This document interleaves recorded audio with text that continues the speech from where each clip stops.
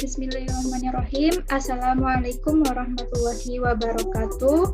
Perkenalkan, nama saya Sausan Akbari Afa, mahasiswa Universitas Andalas, Fakultas Kesehatan Masyarakat, jurusan Ilmu Kesehatan Masyarakat.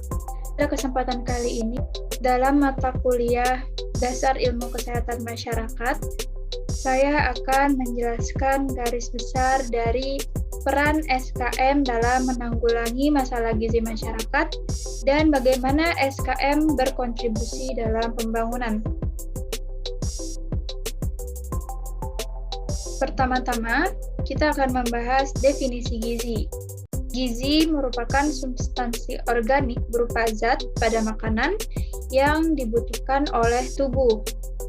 Adapun 5 macam zat makanan yaitu adalah karbohidrat sebagai sumber energi, protein, lemak, vitamin, dan mineral. Lanjut ke masalah gizi. Masalah gizi adalah hal yang harus diperhatikan. Masalah gizi ditimbulkan dari status gizi, di mana status gizi seseorang tidak seimbang atau malnutrition. Malnutrition, gizi yang tidak seimbang, ada 2, yaitu overnutrition dan undernutrition. Overnutrition adalah keadaan di mana seseorang kelebihan gizi, lalu undernutrition adalah keadaan saat seseorang kekurangan gizi. Aspek yang menyangkut masalah gizi. Yang pertama adalah ekonomi.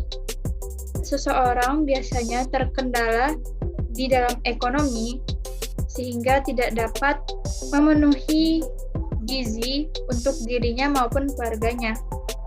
Lalu, sosial budaya, di mana tempat seseorang tersebut yang memiliki sosial budaya bisa berdampak pada masalah gizi. Lalu, pendidikan. Pengetahuan seseorang mempengaruhi bagaimana ia akan memenuhi gizi, sehingga pendidikan ini atau latar belakang pendidikan ini juga mempengaruhi masalah gizi. Lalu kependudukan, yaitu di mana suatu daerah yang penduduknya rapat atau tinggi jumlah penduduknya, maka bisa kemungkinan penduduknya akan mengalami kekurangan gizi karena tidak sebanding dengan pangan yang tersedia. Lalu 4 macam masalah gizi, yaitu pertama ada stunting, di mana keadaan kritis kekurangan gizi.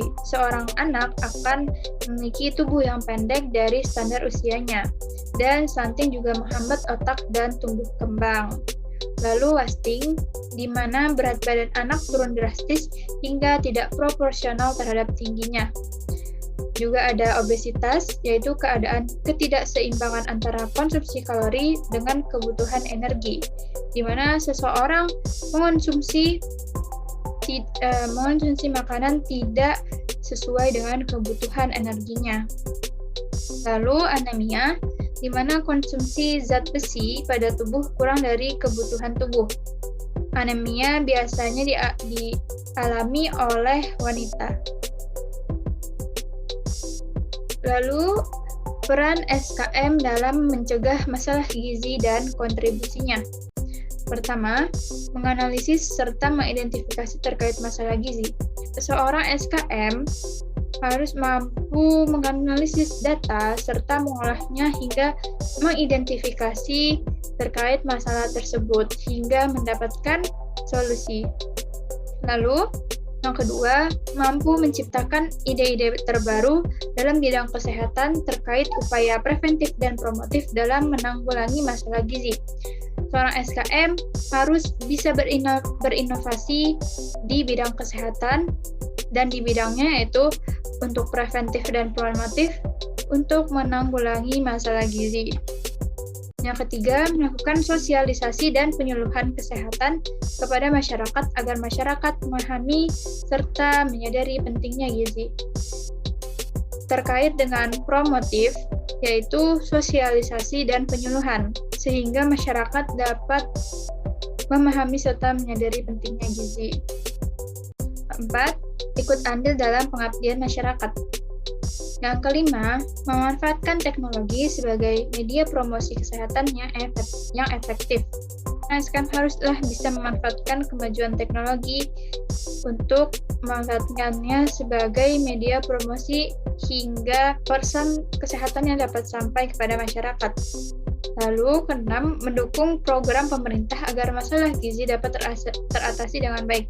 Pemerintah sebagai pemangku jabatan yang mengeluarkan kebijakan maupun program yang berkaitan dengan kesehatan, seorang SKM harus dapat mendukung, memperbaiki, dan ikut serta dalam program tersebut untuk membantu pemerintah mengatasi masalah gizi.